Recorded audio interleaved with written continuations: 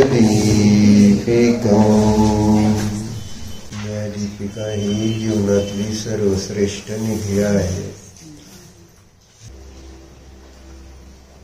याला जीवनातील सर्वश्रेष्ठ निधी का म्हटलंय? कारण न्यायदीपिकाच बोधीचं कारण आहे किंवा बोधी रूप आहे. बोधी कशाला म्हणायचं नाही? हा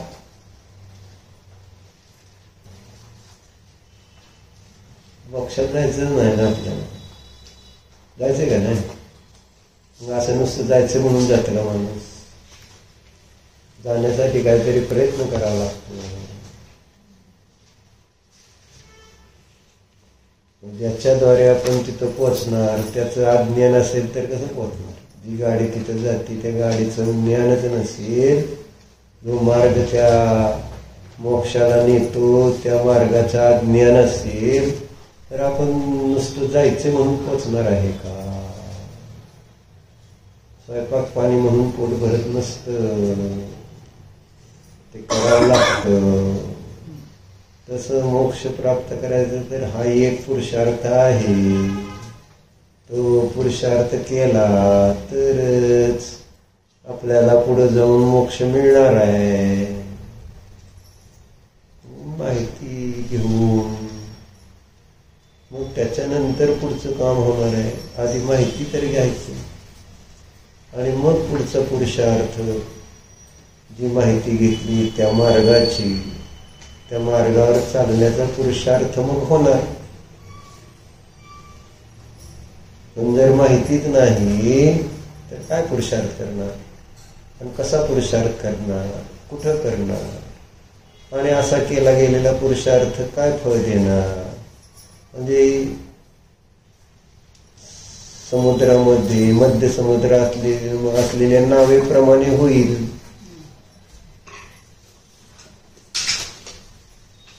कधी या दिशेला कधी त्या दिशेला नाव वलवत राहिली तर नाव किनाऱ्याला पोहोचणार आहे का? नाव किनाऱ्याला पोहोचायची तर दिशा माहिती पाहिजे ना, कोणत्या दिशेनं गेल्यानंतर किनाऱ्याला पोचलं जाईल. असं साधा आहे बरं का, पण अजून तेवढं महत्वाचं नाही, इम्पॉर्टंट नाही आणि अर्जंट पण नाही. दोन्ही गोष्टी नाही आहेत तिथं. महत्वाचं पण नाही आणि अर्जंट म्हणजे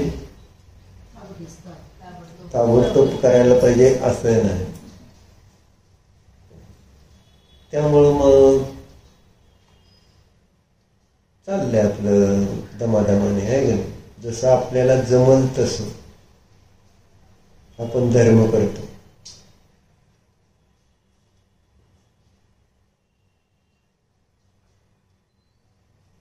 आपल्याला जमल तसं करतो. म्हणजे असं काही नाही की केलाच पाहिजे, धर्म केलाच पाहिजे असं आहे का नियम? त्याचं काय फार महत्वाचं नाही. बरोबर आहे का स्वप्नामध्ये? बरोबर आहे. संसारातलं दुःख बघत नाही, अजून बघत नाही डोळे उघडून. किती त्रास आहे या संसारात. शारीरिक त्रास आहे, मानसिक त्रास आहे ना. सासू सासऱ्यांचा त्रास, नवऱ्याचा त्रास, सुनांचा त्रास, मुलांचा त्रास, नातवांचा त्रास, कामवाल्या बायकांचा त्रास. काही एक त्रास आहे माणसाला असतो नाही. तरी सुद्धा असं वाटत नाही की नको बाबा पास झालं, सगळं सोडून आता आपलं आत्मकल्याण करावं. कारण आत्मकल्याणाशिवाय या सर्व दुःखातून सुट्टी नाही. पण माणसाला त्रास जोपर्यंत होत नाही तोपर्यंत याला बरं वाटत नाही. त्याचं कारण काय? त्रास झाल्यावरच बरं वाटतं. याचं कारण वाईट गोष्टी त्याला चांगल्या वाटतात. कारण विनयात आहे, वाईट गोष्टीच चांगल्या वाटतात. कारण आजचं वाक्य होतं, जर वाचलं असतं ना तुम्ही तर सांगितलं असतं. समंतभद्र महाराजांचं वाक्य वाचलं नाही का? तेजताई काय शोल आहे का? शोला ती घरात कॅलेंडर 3 आहेत, त्याच्यावर लिहिलेले सुविचार आहेत. एकच मिनिट जर मोजून म्हटलं ना तर 3 वाक्य 1 मिनिटात वाचायचं झालं. काय आपल्याला गरज आहे का? चांगलं वाचल्यानंतर का होईल का? त्यांना मी वाचायला लावले का? बस खाली तुम्ही. कोण तुम्ही वाचायला सांगणार त्यांना? हा, अरे सांगतो मी, तुम्ही बसतो ज्याला सांग उठा, तुम्ही उठा, वाचा, उठा, तुम्हाला वाचायचे ना, उठा. दुसऱ्याला ऑर्डर द्यायची नाही कोणी. उठा.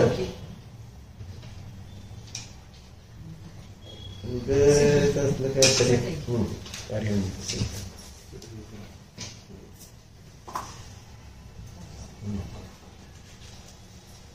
आता कोणतं वाचायचंय? कुठलं पण घेऊन वाचून चालतं का? मी नाव घेतलं महाराजांचं. हा, वाचा, जोरात वाचा. धर्म, नीती, सदाचार या गोष्टी मोहनी जीवास विषासारख्या कटू व अरुचकर वाटतात. आणि अधर्म, अनिती, इंद्रिय भोग इत्यादी गोष्टी अमृतासारख्या रुचकरने प्रिय भासतात. म्हणून माणसाने निर्मोही असावे. काय प्रश्नाचं उत्तर? हा, का आवडते? का? मी प्रश्न विचारला होता का, मग काय दिलं तिथे त्यांनी? कशामुळे वाटते तसं? मोहामुळे वाटते. तसं स्पष्ट दिलं की त्यांनी की मोह असताना असं उलट वाटतं. जे चांगल्या गोष्टी आहेत त्या कटू वाटतात आणि ज्या वाईट गोष्टी आहेत अधर्म आदी त्या त्याला गोड वाटतात. म्हणून त्या ठिकाणी माणसाने निर्मोही असावे असं वाक्य लिहिलं. मोहामुळं असं कार्य घडतंय.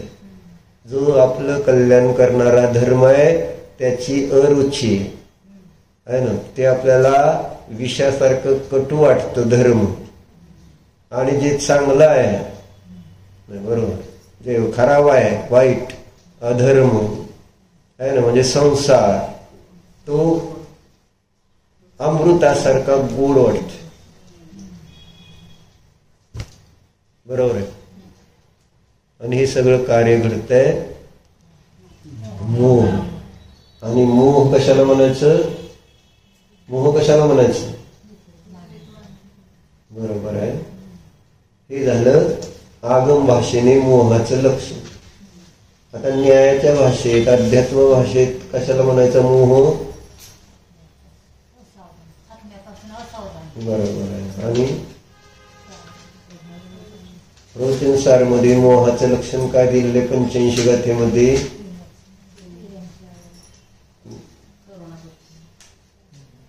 पहिलं लक्षण काय दिलंय? आठे अजधा गहनम, पदार्थाचे अयथार्थ ग्रहण करणं हे मोहाचं पहिलं चिन्ह आहे. जसं पदार्थ आहे तसं न जाणणं. जसं आपण कोण आहे? स्वप्नगुण. आणि आपण स्वतःला काय मानतो? शरीर मानतो. मग हे जीवाचं अयथार्थ ग्रहण झालं का नाही? चुकीचं ग्रहण केलं का नाही? आणि म्हणून मग त्याचं नाव आहे मोह. म्हणजेच अज्ञानाला मोह म्हणतात प्रॅक्टिकल भाषेत. कारण मोह का असतो? जी वस्तू जशी नाही तशी त्या ठिकाणी जाणणे, त्याचंच नाव आहे मोह. आणि आम्ही इंद्रिय ज्ञानाने जाणताना जी वस्तू जशी आहे तशी जाणत नाही. कारण इंद्रिय ज्ञानाने काय जाणलं जातं? फक्त स्पर्श, रस, गंध, वर्ण, वाल, स्थूल, वर्तमान, पुद्गल, द्रव्य. इंद्रिय ज्ञानाची झेप तेवढीच आहे. वर्तमान काळातलीच वस्तू जाणणार आणि स्थूल वस्तू जाणणार आणि मूर्तिक पुद्गल वस्तू जाणणार. आणि अशा त्या इंद्रिय ज्ञानाने जाणण्यात आलेल्या वस्तूंमध्येच तो काय करतो? काय नाही, एकत्व, ममत्व, कर्तृत्व, भोक्तृत्व आदी भाव करतो. म्हणजे इंद्रिय ज्ञान जे आहे ते वस्तूचं यथार्थ ग्रहण करत असताना त्या इंद्रिय ज्ञानालाच एक अपेक्षेने मोह म्हणा. मोह दुसरा तिसरा काय नाही आहे. काय मोह? जे आपण इंद्रिय ज्ञानाने वस्तूंना जाणतो त्यालाच मोह समजाता. कारण असा मोह किती जरी सांगितलं तर समजे ना. किंवा शरीराला आपलं म्हणताय किंवा संयोगात आलेले जे जीव आहेत त्यांना आपलं म्हणताय, यालाच त्या ठिकाणी मोह म्हणतात वगैरे. मग हे सगळं कार्य आहे इंद्रिय ज्ञानामुळे. इंद्रिय ज्ञानाचा जर उपयोग केला नाही तर आपल्याला मोह होणार नाही. जसं काल काय सांगितलं होतं? संजय काल काय सांगितलं? ज्याप्रमाणे रुसलो नाही आणि फुगलो नाही म्हणजे समता भाव. जे शिवभूती मुनींना सांगितलं गेलं, मातुष मारुष, रुसू नका आणि फुगू नका. आणि मी तुम्हाला 23 तासासाठी वेळ दिला होता अभ्यास करायला, है ना, या विषयासंबंधी. जसं शिवभूती मुनींनी अभ्यास केला तसं आपल्याला पण अभ्यास करायला पाहिजे. कोणता? कुठल्याही वस्तूला जाणताना त्याच्याबद्दल त्या ठिकाणी राग करायचा नाही आणि द्वेष करायचा नाही. बरोबर सांगितलं का नाही? आणि हेच त्या ठिकाणी कार्य आपल्या पर्यायामध्ये मोक्ष मार्गाला प्रगट करणार आहे, मोक्षाला नेणार आहे. राग द्वेष न करणं म्हणजेच अस्थिरूपाने काय? समता भाव धारण करणं. राग द्वेषामुळं काय होतं? रुसल्या फुगल्यामुळं काय होतं? पाप आणि पुण्याचा बंध होतो. आणि बंध झाला तर संसारात परिभ्रमण करतो. मोक्ष म्हणजेच बंधनातून सुटका. आणि बंधनातून सुटका मग केव्हा होईल? जर आपण समता भाव ठेवला तर आपल्याला नवीन कर्मांचा बंध होणार नाही आणि मग आपण या संसारात राहणार नाही. कळते का? कळते का नाही? का लक्ष द्यायचं नाही? न कळण्यासारखं सांगतोय का मी? आता पुढं बसली काय सांगितलं सांग. राग द्वेष करायचे नाही. राग द्वेष केल्यानंतर आपल्याला बेड्या पडते. जसा अपराध केल्यानंतर चोराने त्याला बेड्या ठोकल्या जातात आणि जेलमध्ये बंद केलं जातं. तसा आपण राग द्वेष भाव केल्यानंतर कर्माच्या बेड्या त्याद्वारे आपण बांधले जातो आणि मग जन्म मरणाचं दुःख या संसारामध्ये भोगावं लागतं.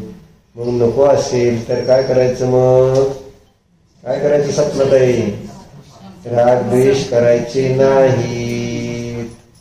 असं हे सगळं म्हटलं ना, हे आदिनाथांसारखे. म्हणजे काय करायचं हे सगळी एक एक गोष्ट सांगायची तुम्हाला धर्माची. आणि करायचं ते आदिनाथाचे शिष्य निदान करत तर होते.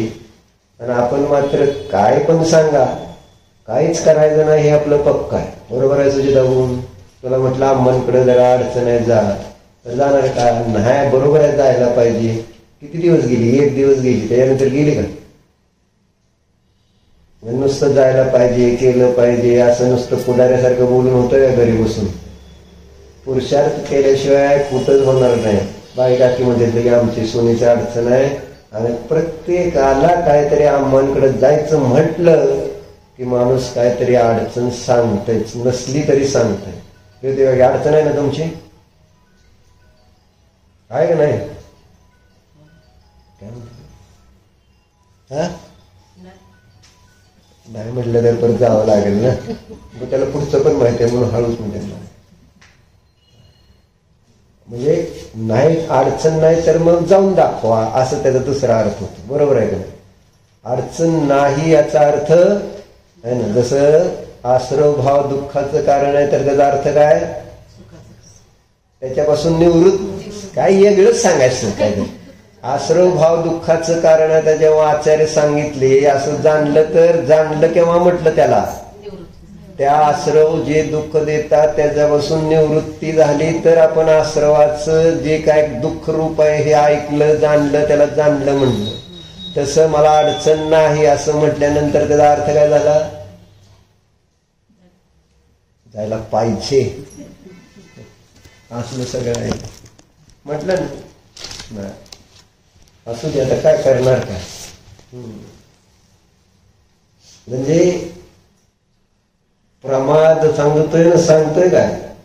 प्रमादच आपल्याला या संसारामध्ये फिरवत आलेला आहे. आणि जर आता पण तो सर सोडला नाही तर अजून तो आपल्याला किती फिरवणार आहे याचा तुम्हीच विचार करा. आपल्याला तर बाद झालं बाबा. म्हणजे ज्याला आतून समजलंय किंवा काय प्रॉब्लेम्स आहेत संसाराची, आतून सारखं त्याची अनुभूती आहे, तर त्याला तर आतून सारखं वाटतंय नको बाद झालं, आता इथं राहायचं नाही. संधी मिळाली तर आणि असं पकडायचा हात धर्माचा की ते मोक्षाला जायतोपर्यंत सोडायचा नाही. असं ज्ञानींचे विचार असतात. कारण त्याला संसार कष्टदायक भासित होतो, दुःखदायक भासित होतो.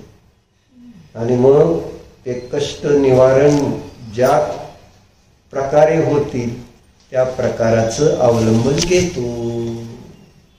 असं असतं. चर्चा काय झाली? कशावर चर्चा झाली? कशासाठी मोहाचं लक्षण सांगितलं? काय बोधी म्हणजे काय? त्याच्यावरनं झालंही बरोबर आहे. मग बोधीची चर्चा करताना हा विषय का निघाला? मोहामुळं आपल्याला बोधीचं सुद्धा ज्ञान करून घेऊ वाटेना. मोक्षाला जायचंय म्हणतोय पण मोक्षाच्या मार्गाचा पुरुषार्थ करू वाटेना किंवा करत नाही आहोत.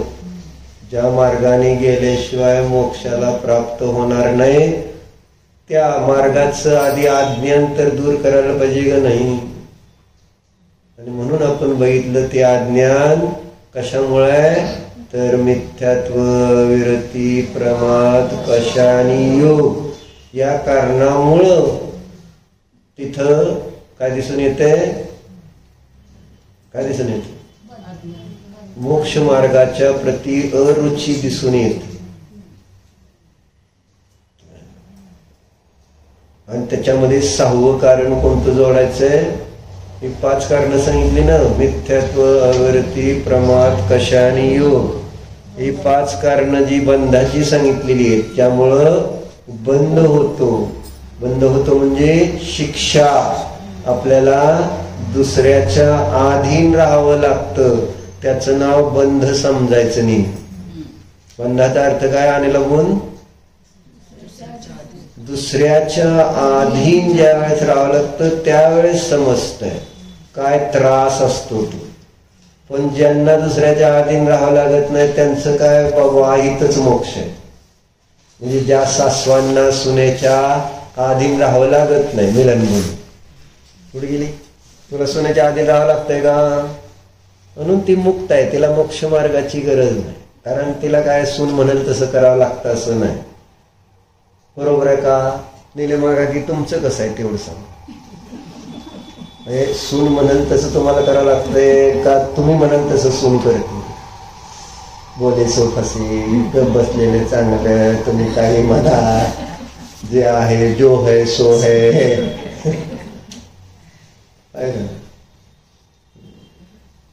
तुम्ही सुनीच्या आधी नाही का सून तुमच्या आधी नाही? कोण कोणाच्या आधी नाही? मग जावा मनकडे. माझ्याकडे लगेच असतं पुढं बाप दाखवण्याचं श्राद्ध घालतं. आधी नाही ना जाऊन दाखवायचं लगेच. नुसतं गप्पा मारून माझ्याकडे चालत नाही आहे ना. आमच्याकडे सगळं हे असतं म्हणजे डायरेक्ट प्रॅक्टिकल. चर्चा काय चालली आपली? 5 कारण दुःखाची एक सांगितलं ना. दुःखाची म्हणजे बंधाची. बंधाची म्हणजे काय सांगितलं डॉक्टर आत्ता? दुसऱ्याच्या अधीन राहणं याचं नाव बंध आहे. म्हणून याच्यावरनं मी विचारत होतो कोण कोणाच्या अधीन आहे. जे स्वतःला दुसऱ्याच्या अधीन मानत नाही त्यांना मोक्षाला जाऊ वाटत नाही. मोक्ष मार्गाचा पुरुषार्थ त्यांच्याकडनं होत नाही. कारण मी स्वतंत्र आहे ना. मला काय कोणाचं बंधन नाही.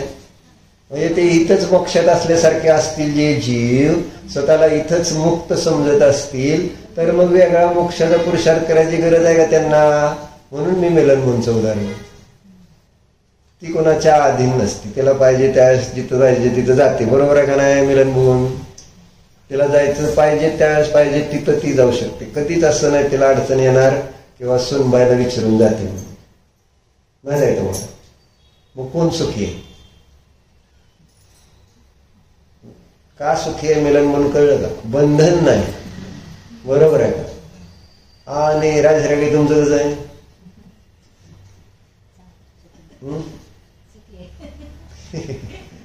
बोलण्यावरच दम कळतोय किती त्याच्यातला. माणूस सांगते की बंधन जे आहे त्याचं दुःख अनुभवा. दुःख आहे ते बंधनाचं आहे. त्यामुळं आपल्याला दुःख नको असेल तर बंधन आणि बंधनाची कारण जी आहेत त्या कारणांना आपण दूर केलं पाहिजे. कोणती कोणती कारण आहेत बंधनाची? मिथ्यात्व, विरती, प्रमाद, कशानी, योगी. तत्वार सूत्राच्या किती अध्यायामध्ये आलेली बंधाची कारण? 8व्या अध्यायातलं पहिलं सूत्र आहे हे. बरोबर आहे राजश्री कास्कीचं. बाकी कोण 7वं म्हटलं कोण काय म्हटलं नाही. 8व्या अध्यायात आहे ना बंध तत्वाची चर्चा. मग आता कुंदकुंदाचार्यांनी समयसार मध्ये तसं वही की अरिहंत सिद्ध एक एक विषयाचा विनय करा नाही. एक फार महत्वाचा आहे इथं. म्हणजे पुद्गलाचा सुद्धा विनय करू नका म्हणून सांगितलं. मग बाकी तर मग जिनवानी कुठं आहे त्याच्यानंतर. आणि इथं साध्या साध्या गोष्टीचा विनय करायला सांगितलं.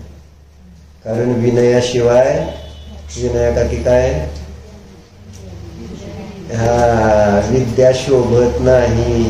जर विनय नसेल तर किती तुम्ही त्या अभ्यास करा विद्या येणार नाही. ज्ञान प्राप्त म्हणजे काय प्राप्त होणार नाही? बोधी. करेक्ट. कुठून फिरून बोधीकडे यायचं? कारण चर्चा आपली बोधीची चालली. कारण बोधी हीच जीवनातील सर्वश्रेष्ठ निधी आहे. लक्षात आलं? मग कुंदकुंदाचार्यांनी बंधाची किती कारण सांगितली? 4. कोणती कोणती? कुंदकुंदाचार्यांनी 4 सांगितली. उमास्वामी आचार्यांनी 5 सांगितली. विद्यानंद आचार्यांनी 6 सांगितली. नाही का? मग कुंदकुंदाचार्यांनी 4 कोणती सांगितले? मिथ्यात्व, अविरती, कशानी, योग. प्रमाद गौण म्हणजे प्रमाद हा कशा अंतर्गत घेतलेला आहे त्यांनी. त्यामुळं त्यांनी 4 कारणं म्हटली बंधाची. तर उमास्वामी आचार्यांनी थोडंसं विस्तार, कारण त्यांना दिसलं की वर्तमान काळामध्ये महावीरांच्या शिष्यांमध्ये ज्यामुळं बंद होते ते मुख्य कारण आहे तो प्रमाद आहे. म्हणजे प्रमादामुळं मिथ्यात्व आहे, प्रमादामुळं असंयम आहे, प्रमादामुळं कषाय आहे आणि प्रमादामुळं योग आहे. हे प्रमाद त्यांना असा जरा मुख्य दिसला आजूबाजूच्या जीवांमध्ये. धर्म करण्यामध्ये प्रमादी आहे ना, स्वाध्याय असो नाहीतर दर्शन असो नाहीतर गुरूंची विनयत आहे काय आहे ना. मग आता ध्यानाला बसायचं तर अम्मांची सेवा करायला लागली. अम्माची सेवा केली तर पुण्य बंद झाला, पुण्य बंद झाला तर जी इच्छा आहे ती पूर्ण होणार. कोणती? माझ्या लेकीला ध्यानाला बसवायची. ही तुम्हाला इच्छा पूर्ण करायची तर काय करायला पाहिजे? आणि ती इच्छा पूर्ण करण्यासाठी म्हणून नाही, जर आपण निरपेक्ष भावनेने केलं ते सेवा तर आपल्या आपोआप इच्छा पूर्ण होतात, नाही मोक्षच मिळतो. नाही ह्या बाकीच्या गोष्टी होऊन जातील यात काय आश्चर्य नाही. लक्षात ठेवा, जिथं ज्या भावनेने मोक्ष मिळणार आहे त्या भावनेने स्वर्गादी पदाची प्राप्ती होते, यात काय आश्चर्य नसतं. म्हणजे संसारीतल्या चांगल्या चांगल्या गोष्टी मिळतात, यात काय आश्चर्य नाही. म्हणून उमास्वामी आचार्यांनी प्रमादाला प्रधान करून पुन्हा 5 केले त्याचे. आणि विद्यानंद आचार्यांनी आप्त परीक्षा लिहित असताना त्याच्यामध्ये अजून एक कारण वाढवलं. कोणतं कारण वाढवलंय? बरोबर, 6वं कारण त्यांनी अज्ञान सांगितलेलं आहे. हे बंधाची कारण 6: मिथ्यात्व, अविरती, प्रमाद, कषाय, योग आणि अज्ञान. कारण ते न्यायाचार्य होते, न्यायाचं विशेष अध्ययन केलेलं आहे आणि एका अपेक्षेने त्या ज्ञानाचं जे विपरीत परिणमन आहे, ज्ञानाच्या विपरीत परिणमनाला मुख्य करून त्यांनी सगळी चर्चा केलेली असताना आणि त्या ज्ञानाच्या विपरीततेच फळ काय दिसून येतं? ज्ञानाच्या विपरीततेचं फळ काय डॉक्टर? विपरीत ज्ञानाचं फळ काय?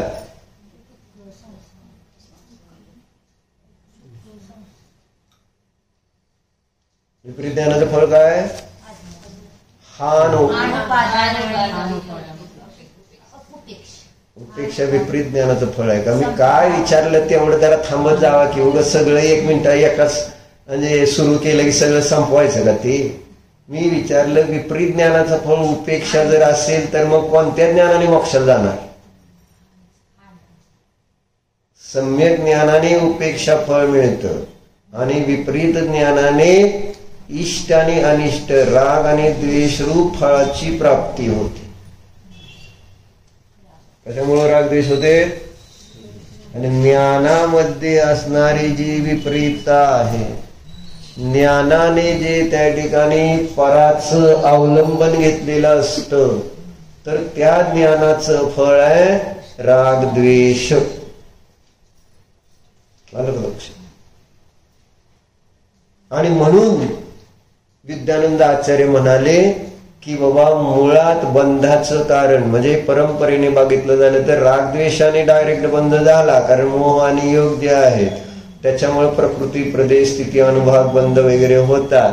मग इथं ज्ञान जे आहे ते त्याच्या पाठीमागचं सेनापती आहे. हे जसं युद्धामध्ये सेनापती सगळ्या सेनेला लीड करत असतो, मग त्याप्रमाणे ज्ञान जे आहे ते इंजिन प्रमाणे म्हणून सांगितलं की ते जिकडं येणार तिकडं हे माग सगळे बाकीचे गुणाचे कार्य जाणार आहे. ज्या दिशेला इंजिन जातं त्याच्या मागे डब्बे जातात. तसं ज्ञान ज्या दिशेला जाणार आहे त्या दिशेने काय होणार आहेत? मग श्रद्धा, चारित्र आदी बाकीच्या गुणांचं जे परिणमन आहे ते ज्ञानानुसार होणार. कारण ज्ञान जसं जाणणार आहे त्यावर श्रद्धा आणि चारित्र्य अवलंबून आहे असं आपण न्यायाच्या भाषेत अनेक वेळा पाहिलंय. कशावर डिपेंड आहे श्रद्धा आणि चारित्र्य? ज्ञानावर. कारण ज्ञान हे श्रद्धा आणि चारित्र्य भले परिणमन करत असतात, पण श्रद्धेला कळत नाही मी कोणत्या विषयाची श्रद्धा करते, आहे ना. चारित्र्याला कळत नाही की मी कोणत्या रूपाने परिणमतोय, राग द्वेष का समता, हे चारित्र्याला कळत नाही. आणि श्रद्धेला पण कळत नसतं की माझं परिणमन सम्यक्तो रूपाने चाललंय का मिथ्यात्व रूपाने चाललंय. समजतंय का सिद्धम? सोपं सोपं आहे. तर ज्ञानाचं इम्पॉर्टन्स, बोधीचं इम्पॉर्टन्स सांगायचं मला. मग काय सांगत होतो?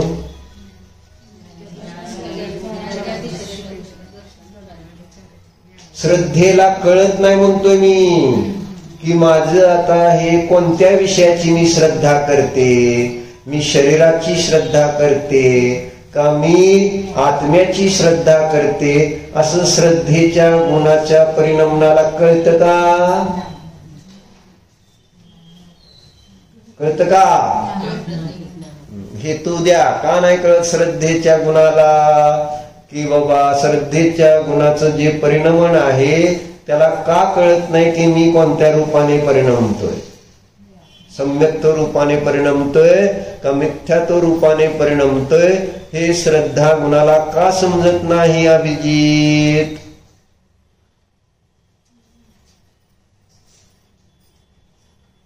असा हात करायचा आहे. हा काय थांबा विचार. हा सांग काय काय ज्ञान? मी काय विचारलं प्रश्न आणि लागून लक्षात घेतलं नाही तू. श्रद्धा गुणाचं सम्यक्त्व किंवा मिथ्यात्व रूप जे परिणमन आहे ते श्रद्धा गुणाला का कळत नाही, हे हा माझा प्रश्न आहे. अचेतन आहे एवढं साधं गुण सांगितलं ना. किंवा ज्ञान आणि दर्शन हे दोनच आत्म्यातले गुण चेतन आहेत आणि बाकीचे सगळे गुण आत्म्यातले अचेतन आहेत. कारण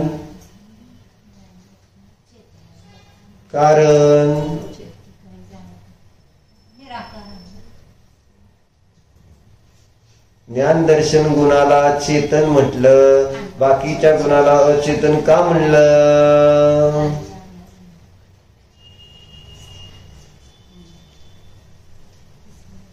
काय रे तिथं आहे काय? कारण ते अस्वसंवेदी आहे. चेतना कशाला म्हणते? जिथं स्वसंवेदन असतं ज्याच्यामध्ये त्याला चेतना म्हणायचं, ज्याच्यात स्वसंवेदन नाही त्याला अचेतन म्हणते. एवढं साधं सगळ्या अनेक वेळा सांगितलेल्या गोष्टी. परत ढूंढते रह जाते हो, काय म्हणते बरं, कसं साधी गोष्ट होती. म्हणजे अवघड फार प्रश्न विचारला नव्हता मी, नेहमीचाच प्रश्न विचारलेला आहे जो अनेक वेळा सांगितला गेलाय की स्वसंवेदनाचा अभाव ज्यांच्यामध्ये आहे त्यांच्यामध्ये चेतनेचा अभाव आहे. मग पुद्गल धर्म अधर्म आकाश काल तर अस्वसंवेदी आहेत म्हणून अचेतन आहे, जड आहे. पण आता एक जीव द्रव्य घेतलं ज्याला सामान्य चेतना म्हटलं जातं कारण तो अन्य द्रव्यामध्ये नाही आहे. पण चेतना हा जो धर्म आहे तो आत्म्याच्या सर्व गुणामध्ये अपेक्षेने व्याप्त असला तरी चेतन रूपाने परिणमन करण्याची जी क्रिया आहे ती जीवातल्या दोनच गुणामध्ये घडते आणि ते आहे ज्ञान आणि दर्शन. ज्ञान उपयोग आणि दर्शन, ज्ञान चेतना आणि दर्शन चेतना, अशा प्रकारे त्या ज्ञान आणि दर्शन गुणाला चेतना हा शब्द जोडलेला आहे. बरोबर आहे का? म्हणून आत्म्यामध्ये अनंत गुण आहेत. आत्मा आहे तर किती गुण आहेत? अनंत गुण आहेत. अनंत गुण आहेत म्हणून अनंत गुण चेतन रूपाने परिणमत नाहीत. बरोबर? तर ज्ञान आणि दर्शन गुण चेतन रूपाने परिणमतो त्याच्यामध्ये ते स्वसंवेदन रूप परिणमन आहे. ठीक आहे. म्हणून काय सिद्ध श्रद्धा गुणाला कळत नाही की माझं परिणमन काय चाललंय, सम्यक्त्व रूप चाललंय का मिथ्यात्व रूप चाललंय. त्या श्रद्धा गुणाचं मिथ्यात्व रूप परिणमन चाललंय हे जाणलं कोणी, तर ज्ञानाने जाणलं.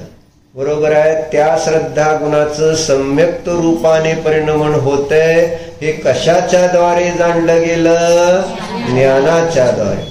चारित्र गुणाचं राग द्वेष रूप परिणमन चाललंय हे कोणाच्या द्वारे जाणलं जाणार, चारित्र गुणाच्या द्वारे जाणलं जाणार का नाही. चेतन नाही, अस्वसंवेदी आहे, चारित्राला कळत नाही आहे. जसं पुद्गल द्रव्याला कळतंय का की मी स्पर्श रस गंध वर्ण वाला आहे. या माईकला समजतंय का मी माईक आहे. या चौकीला समजतंय का की मी चौकी आहे. का नाही समजत. याला हे जड, म्हणूनच त्याला जीव आहे, जीव समजतो. याला जीवाद्वारे हे समजलं जातं की ही माईक आहे, हे चौकी आहे, हे पुस्तक आहे, हा फोन आहे. हे ज्ञान जाणतं, कारण जीवात ज्ञान आहे आणि ते ज्ञान जाणतंय की कोणती वस्तू काय. तसं जीवामध्ये जे अनंत गुण आहेत त्यापैकी ज्ञान दर्शन सोडलं तर बाकीच्या गुणांना कळतच नाही की माझं परिणमन कोणतं चाललं. प्रत्येक गुणाचं आपापलं कार्य वेगवेगळं आहे, पण सगळ्या गुणांचं होणारं कार्य जाणलं जातं ज्ञानाद्वारे. दॅट इज वाय ती सर्वश्रेष्ठ निधी म्हटली जाते. म्हणजे जाणणं महत्वाचं आहे. हो, म्हणून सांगत होतो, जाणतोय कसं त्याच्यावर श्रद्धेचं परिणमन आहे. जाणलं निजध्रुवाला निजध्रुव म्हणून जाणलं तर त्या ठिकाणी श्रद्धा आपोआपच सम्यक्त रूपाने परिणमणार. म्हणजे श्रद्धेचं आपल्याला सम्यक दर्शन सारखं म्हणलं म्हणून काय ते सम्यक दर्शन होणार आहे का. सम्यक दर्शन करायचं तर काय की त्या निजध्रुवाला निजध्रुव म्हणून ज्ञानाने जाणून त्याच्यामध्ये प्रामाण्य ठेवलं की हे माझं जाणणं बरोबरच आहे. त्यावेळेस ती श्रद्धेची स्वभाव परिणती झाली आहे ना. म्हणजे त्याच्या श्रद्धेमध्ये जी विपरीत परिणती होती, म्हणजे मिथ्यात्व होतं, ते राहिलं नाही, कारण ज्ञान बदललंय.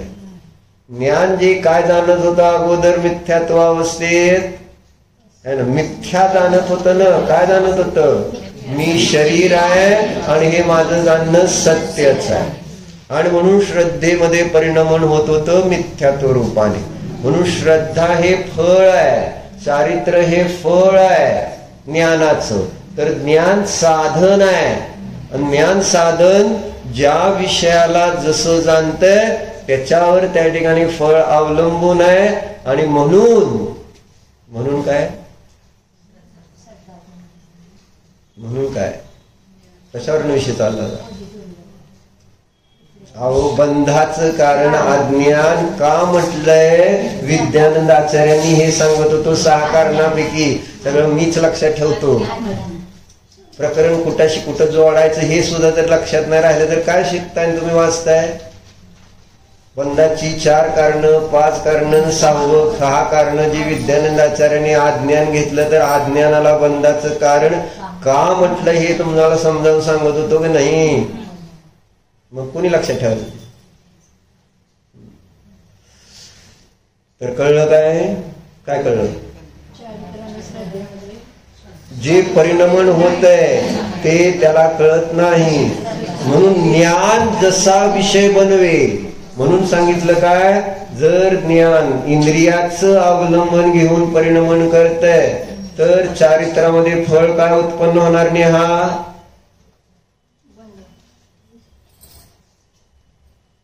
मी काय प्रश्न विचारला कळलं का. ज्ञान इंद्रियाचं अवलंबन घेऊन पदार्थाला जाणेल तर काय फळ मिळणार चारित्रामध्ये.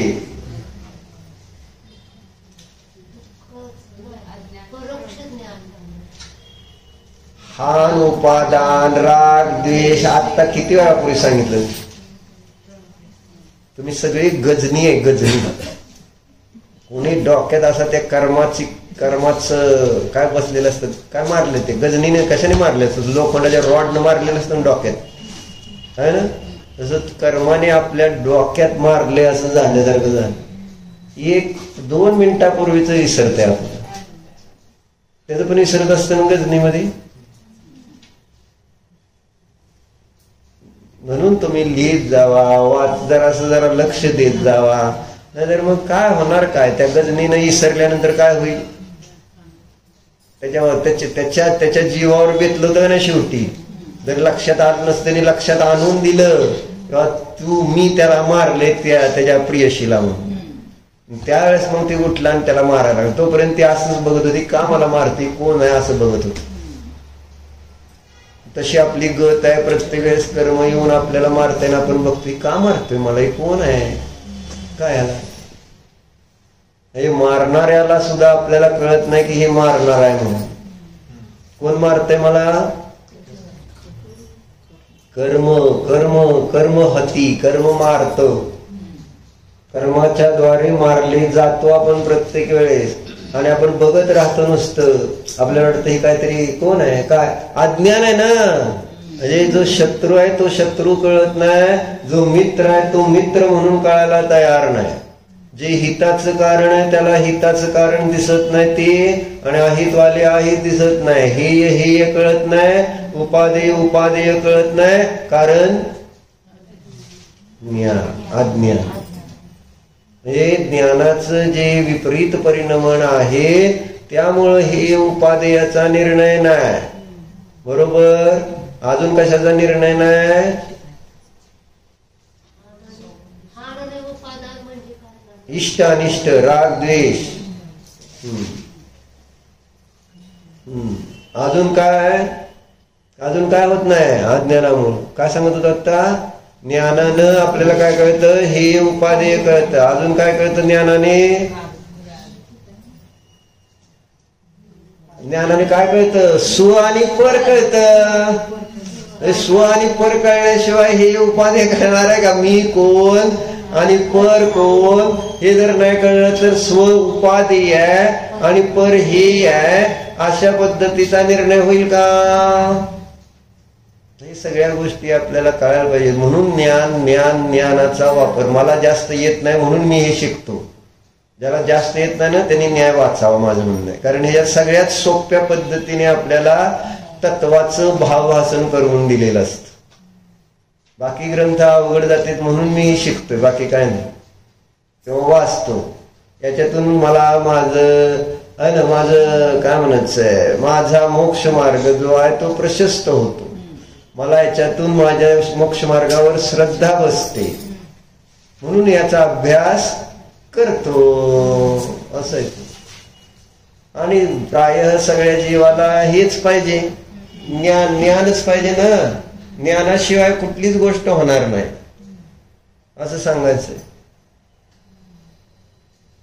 कारण ज्ञान निर्णय करत नाही तोपर्यंत आपलं पुढची वाटचालच होणार नाही. आणि ज्ञानाने एकदा निर्णय घेतला की मग त्याच्या पुढं चुकीचं पण मार्ग असू दे नाही तर बरोबर असू दे, ज्ञानानेच निर्णय करावा लागेल. आणि म्हणून कुंदकुंदाचार्य समयसार मध्ये 17-18 गाथेमध्ये लिहिते, काय लिहिते तर, जह नाम कोई पुरुषो रायाणम जाणीऊन सद्धदी तो तम अनुचरती पुनो अथथ्योपयत्तेन एवं ही जीवराया नादवो तहय सद्ध हे दव्वो अनुचरिदव्वो य पुनो सोचे वधुमोक्ष कामेन. असं म्हटले का नाही की ज्याला त्या ठिकाणी अर्थ म्हणजे धनाची प्राप्तीचा इच्छुक असेल तर त्याने राजाला पहिल्यांदा जाणून घ्यावं, नंतर मग त्याची तशी राजाच आहे हा, म्हणजे राजाची जी काही विशिष्ट चिन्ह आहेत, आणि राजा असा रस्त्याने निघाल्यानंतर ओळखू येणार का नाही राजा.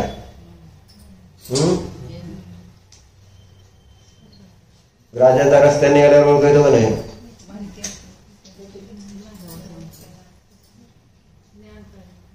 कसलं ज्ञान पाहिजे? म्हणजे बाहेरून राजा मंत्री निघाल्यानंतर कसा निघतो आता आज राजा तुम्हाला माहित नाही, पण वर्तमानात एखाद्या मंत्र्याची गाडी निघाली, मंत्री निघाला तर त्याच्या पुढे मागे पोगी गर्दी जे काय आहे ते दिसतं, त्याच्यावर आपण समजतो की मंत्री निघालेला आहे. सिंपल आहे. तसं राजा निघाला तर जयसेनाचार्यांनी उदाहरण दिले, त्याच्या बरोबर मागे एक जण असं छत्र घेऊन चालणार का नाही, दोन बाजूला ते सैनिक वगैरे असणार, बॉडीगार्ड, आणि अशा पद्धतीने राजा बाहेर निघतो. असंच का आपल्यासारखा निघणार आहे, तुम्हाला कोण राजा म्हणणार? मग पंचम काळातले राजे सगळे म्हणजे आहेत राजे, पण पंचम काळातले सगळं काही वैभव असून सुद्धा भोगता न येणारे सगळे, म्हणजे वर्तमानात राजे आहेत बरं का सगळे. म्हणजे पैसे आहेत की ज्याद्वारे अशा पद्धतीने राहिलं जाऊ शकतं राजाप्रमाणे, परंतु नाही, ते पैसे खर्च करायचे नाहीत आणि भिकाऱ्यासारखं जगायचं. जसं त्या राजाने उंदराची टोपी काढली, राजा भिकारी माझी टोपी चोर, अशी ती गोष्ट आम्हाला होती, कविता होती शाळेत नाही का, राजा भिकारी. ही उंदराची टोपी घेतलेली असते, तशी वर्तमान उंदराची टोपी घेणार तुम्ही. राजा असून सुद्धा उंदराची टोपी घेतोय, असू द्या काय करणार. म्हणजे वैभव मिळण्यासारखं तुम्ही पुण्य केलंय, पण वैभव भोगण्यासारखं पुण्य नाही केलं. असं आळंदकरांनी एकदा अभिजितजीला सांगितलं होतं मंदिरातून येताना फिरत, आणि त्यावेळेसपासून त्याला ते पटलंय फक्त, आणि तो तसा प्रयत्न करतो पुण्य भोगण्याचा, पण त्याच्यामध्ये अंतराय कर्म आहे. विघ्न करणं मंत्रायस्य आहे का नाही. पण त्या नो कर्माचं नाव सांगू का, कोण आहे विघ्न करणार त्याच्यात? नको, म्हणजे तुम्हाला माहिती आहे असं, तुम्ही नको म्हटलं त्याचा अर्थ तुम्हाला माहित आहे सगळ्यांना कोणाचं विघ्न असतं ते. तर आपलं म्हणजे तुमचंच आहे का? तर असू द्या. सांगायचं काय आणलं मग, राजाला जाणायचं असं तिथं शब्द वापरले. मग राजा जाणल्यावर त्याच्यावर हा राजाचा आहे ही श्रद्धा ठेवायची, आणि पुढं त्याची सेवा करायची. कोणाची? कशासाठी? धन पाहिजे तेव्हा त्याने ते काम करावं. आणि मग त्यांनी हा दृष्टांत देऊन दृष्टांत काय घडवला, मग जर जीवाला मोक्षाची इच्छा आहे, नेहा नाही आहे ही गोष्ट वेगळी, पण आहे एक अपेक्षेने म्हणाल का अडचण नाही, कारण शास्त्राला आली म्हणजेच इच्छा आहे. नाहीतर माणूस आल्यावर शास्त्राला येत नाही माहेरी. बहुतेक माहेरी आलेल्या बायका कधीच शास्त्राला जात नाहीत, कारण आम्ही आराम करायला आलेलो आहे असं त्यांचा समज असतो. बरोबर आहे ना? शास्त्राला काय रोजच तीच करायचं का, आता जरा निवांत सुट्टी असं त्याचा अर्थ. पण आहे थोडी का होईना जिज्ञासा असल्याशिवाय शास्त्राला आली नाही, आली आहे असं त्याचा. आली म्हणजे जिज्ञासा आहे. परंतु पुढं काय आपल्याला म्हणायचंय की आता काय की जीव राजाला जाणा, जीव राजाची श्रद्धा करा आणि जीव राजाची सेवा करा, तर माझी कोणती इच्छा पूर्ण होणार आहे? मोक्षाची इच्छा पूर्ण होणार आहे. मग तिथं त्यांनी टीकेमध्ये अमृतचंद्राचार्यांनी काय दिलं, जाणून श्रद्धान का करायचं, का करायचं? न जाणता श्रद्धान केलं तर काय होईल? गाढवाच्या शिंगावर श्रद्धा ठेवल्यासारखं होईल असे शब्द वापरलेत. खर शृंग श्रद्धान समानत्वात. गाढवाचं शिंग कोणी बघितलंय? नाही बघितलं? शिंगवाले गाढव नाही बघितलं? बर, शिंगवाली माणसं तर बघितलीत का नाही? असतील का नाही? हा, शिंग फुटलीत का आपण म्हणतोच की, म्हणजे अहंकारी माणसाच्या ठिकाणी शिंग आलेली असते. असू द्या, पण माणसाला शिंग नाही, गाढवाला शिंग नाही, म्हणजे त्याची सत्ताच नाही. बरोबर, कुठं ते दिसून येत नाही. मग जो जीव जाणणार नाही, तर त्या ठिकाणी जाणणार नाही, तर त्याने ज्या कोणत्या तत्वाचं धर्माचं श्रद्धान केलेलं आहे ते सगळं श्रद्धान गाढवाच्या शिंगाच्या श्रद्धेप्रमाणे. असं अमृतचंद्र देव म्हणतायत, कुंद देव म्हणतायत, जयसेनाचार्य म्हणतात. म्हणजे याच्यावरून काय सिद्ध झालं डॉक्टर? ज्ञानाचं महत्व मी मागापासून सांगतोय की ज्ञानाने काय होतंय आणि अज्ञानाने काय होतंय. ज्ञानाशिवाय कोणतंही कार्य म्हणजे श्रद्धा होणार नाही, ज्ञानाशिवाय चारित्र्य होणार नाही. म्हणून तिथं त्या बोधीचा अर्थ सम्यक ज्ञान करून ते सम्यक ज्ञान जीवनातील सर्वश्रेष्ठ निधी म्हटली जाते.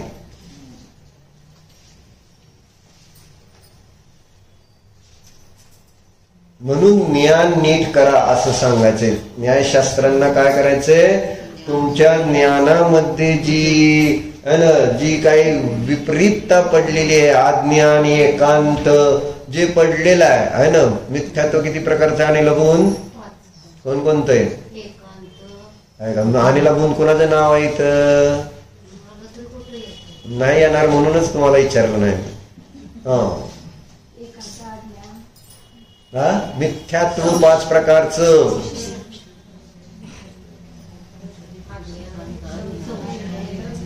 बेसिक्स पक्के पाहिजे, कारण ज्यामुळं आपले परिणामात विपरीत भाव उत्पन्न होत असतील आणि आपला संसार बंधन पराधीनता होत असेल, ते परिणाम माहिती पाहिजे का नको? माहितीच ठेवत नाही. कोणामुळं त्रास आहे याची माहिती पाहिजे का नको?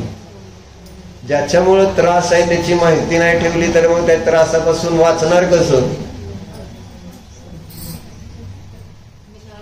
गरम झालेलं पातेलं जर पोळणार आहे हे माहिती नाही ठेवली तर काय होईल? पोळेल ना. म्हणून माहिती ठेवा की ज्यामुळे त्रास होणार आहे. कोणते कोणते सांग तेजश्री? विनय नीट सांगायचं. विनय मिथ्यात्व,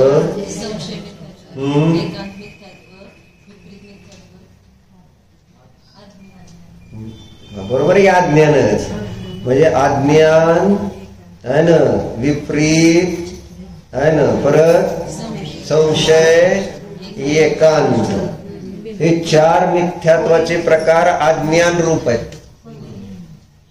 कारण ज्ञानात संशय असतो, ज्ञानात विपरीत असते, ज्ञानात एकांत असतो आणि ज्ञानच अज्ञान रूप परिणाम. मिथ्यात्वाच्या 5 भेदापैकी 4 भेद कोणाचे लक्षात आले? म्हणजे मिथ्यात्व सुद्धा 5 प्रकारचं अज्ञान जे आहे त्यातले 4 प्रकार अज्ञान रूप आहेत. आणि 5वा विनय मिथ्यात्व सुद्धा आहे ना. विनय सुद्धा ज्ञानाचाच भेद का होईल? म्हणजे अज्ञानाचा. कारण विद्या विनयेन शोभते, म्हणजे विनयाचा अभाव म्हणजेच अज्ञान, किंवा विनय म्हणजे सगळ्याचाच विनय करणं ही एक प्रकारचं अज्ञानच आहे. म्हणजे मिथ्यात्वाचे 5 भेद जर बघितले तर ज्ञानाचं ते चुकीचं कार्य दिसतंय. म्हणून मिथ्यात्वाला आचार्यांनी पुन्हा पुन्हा अज्ञानाच्या मुख्यतेनेच आपल्या समोर ठेवले की जेणेकरून आपल्याला त्याच्यापासून निवृत्त होता येईल. नाहीतर मग आपण जर मिथ्यात्वाला या भाषेत नाही समजून घेतलं तर आपल्याला मिथ्यात्व सोडता येणार नाही. आणि हे सोडलं की मिथ्यात्व सुटतं. अज्ञान सोडलं, विपरीतता सोडली, संशय सोडला, एकांत सोडला की त्या ठिकाणी मिथ्यात्व सुटत आहे. जयसेनाचार्यांच्या टीकेत राजाचं लक्षण दिलेलं आहे, पण अमृतचंद्राचार्यांच्या टीकेत ते लक्षण दिलेलं नाही. असं सगळं मी अभ्यास केलाय. ज्ञानाचे मिथ्यात्वाचे 5 भेद आहेत. त्या मिथ्यात्वाच्या 5 भेदापैकी 4 जे आहेत ते अज्ञान रूप आहेत असं मला सांगायचं. म्हणजे ज्ञानाच्या पर्यायात 4 त्या. संशय ही ज्ञानाची पर्याय, विपरीतता ज्ञानाची पर्याय, एकांत ज्ञानाची पर्याय, आणि अज्ञान ही ज्ञानाची अवस्था. म्हणून कशासाठी सांगितलं हे सगळं? इथे एक शंका आली होती बरं का, की तुमचा ते लक्षणाचे तुम्ही 4 भेद केले की नाही? लक्षणाचे तुम्ही लक्षणाचे कधी 4 भेद केले? नाही, लक्षणाचे तुम्ही लक्षणाचे किती 3 भेद केले होते. लक्षणला भासाचे 3 प्रकार आहेत: अव्याप्ती, अतिव्याप्ती, असंभव. आणि ज्ञानाचे किती केले? संशय, विपर्य, अध्यवसाय.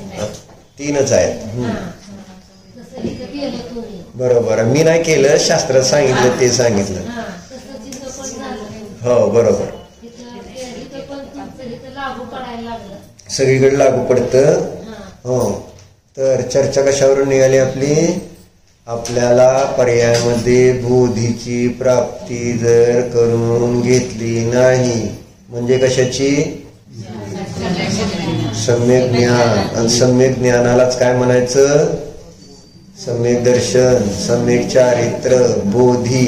हे सम्यक ज्ञानाचीच एकार्थवाची शब्द समजायचे. बरोबर. मग सम्यक ज्ञान जे आहे, ज्याला जीवनाची सर्वश्रेष्ठ निधी म्हटलं, तर ते काय आहे?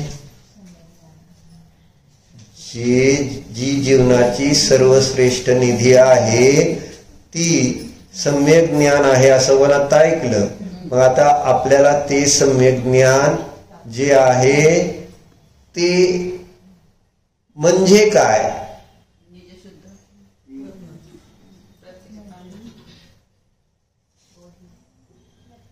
सोप्या भाषेमध्ये काय आहे सम्यक ज्ञान?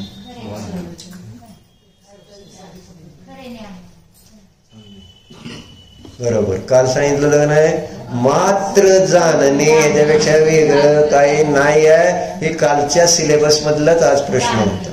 आणि तुम्ही उगाच निजध्रुव, प्रत्यक्ष आणि अमुक अंतमुक सांगून काय काय मी सोप्या भाषेत मी म्हणालो होतो. सोपी भाषा काल सांगितलं नाही, मात्र जाणणे एवढंच आहे. सम्यक ज्ञान म्हणजे काय असतं? कारण आपण काल विषय कशावर घेतला होता की आपण मात्र कधी जाणत नाही. आपण जे सगळं काम करतोय ते जाणण्याच्या व्यतिरिक्त करतोय. म्हणजे काय करतो? आपण ऐकतोय, आपण बोलतोय, आपण झोपतोय, आपण स्वयंपाक करतोय, आपण काय चालतोय, गाडी चालू, म्हणजे जे ज्ञानाची कार्य नाही आहे त्या सगळ्या कार्याला मी माझं कार्य जोपर्यंत जाणणार तोपर्यंत तिथं रागद्वेष होऊन बंद होणार.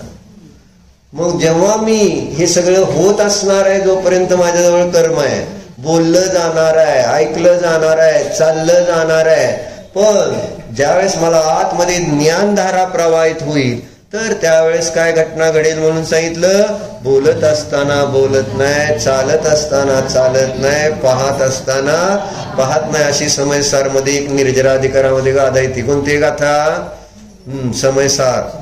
समयसार म्हणून नातेपुतेमध्ये आलेली निर्जराधिकारामध्ये कोणती गाथा आहे? समयसारच्या. ह्याच आशयाची गाथा आहे. मुस्लिम आहे. देऊ का? अरे समयसार मधली गाथा खादना पिणे हिंदी तसली गाथा आहे का तिथं? काही कुठले सांगत जाऊ ना. मी इष्टोपदेश मधली विचारली का? अधिकार पण सांगितला असले मी सांगतो. सेवंतो विन सेवय सेव मानो विसेव गो कोई पकरन चेठा कसैवी नय पायरणोत्तिसो होई. कितव्या नंबरची गाथा शोधून काढा, त्याचा अर्थ उद्या मला सांगा. ओम नमः.